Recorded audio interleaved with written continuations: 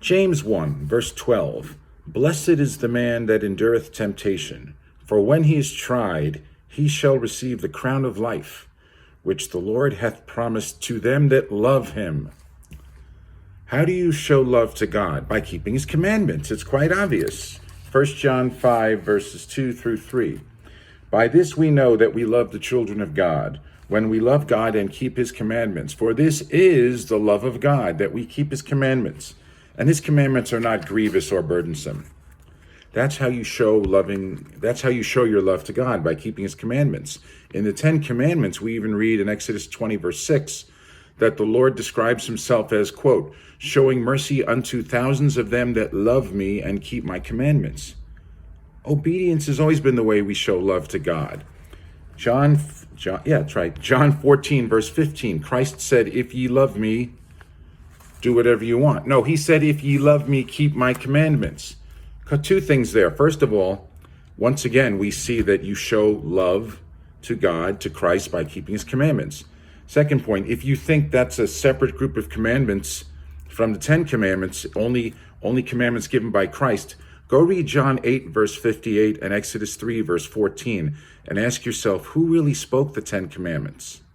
The one who became Christ. So there's no separate commandments. We don't have to keep the Father's, but we keep Christ. I and my Father are one. The one who became Christ was the one who spoke the 10 Commandments. All the protestations of Satan and his ministers to the contrary, obeying his commandments is how we show love toward God. And who wants you thinking that A, you don't have to obey God, and B, you can't even if you tried, even if you wanted to?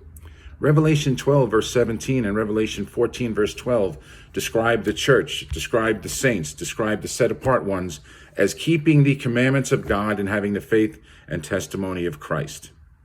You either love God or you don't. And if you claim to love God, you'll be keeping his commandments. How is that showing love to God when you don't keep his commandments? Common Sense 101. What did Christ say to the woman that was taken in adultery? I believe it was John 8, verse 11. You could look it up. Neither do I condemn thee. You are now at liberty to keep sinning. No, he said, neither do I condemn thee. Go and sin no more.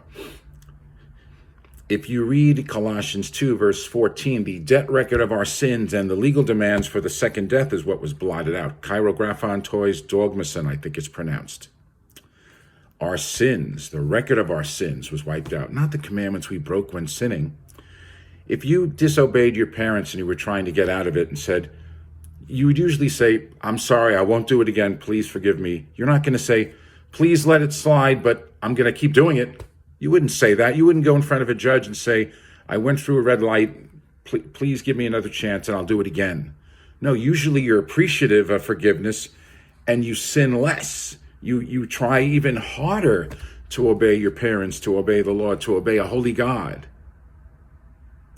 You could read, and I think it's Ephesians 5, verse 6 and Colossians 3, verse 6. I'm not sure. Go look it up yourselves. How about reading the book for yourselves? That's a great idea for all of us, where it describes, well, let me see if is it Ephesians 5, 6 and Colossians 3, 6? See if I could find it quickly. In Ephesians 5, verse 6,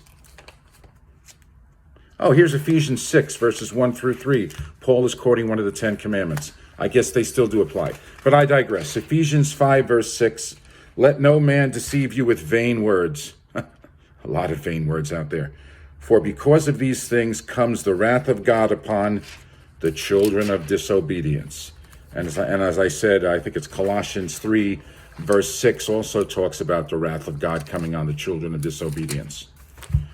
If you have children, do you generally tend to think more highly of the ones that obey you and do what you want? Or do you actually think the ones that disobey more actually love you more? Common sense will tell you that Christ came not so we could sin more. He came to give us a clean slate. We are forgiven. He didn't come to give us license to sin even more. Now, if we confess our sins, he is faithful and just to forgive us our sins and to cleanse us of all unrighteousness, as it says in 1 John. I think it's 1 John 1, verse 9. I don't know. You can go look it up and see.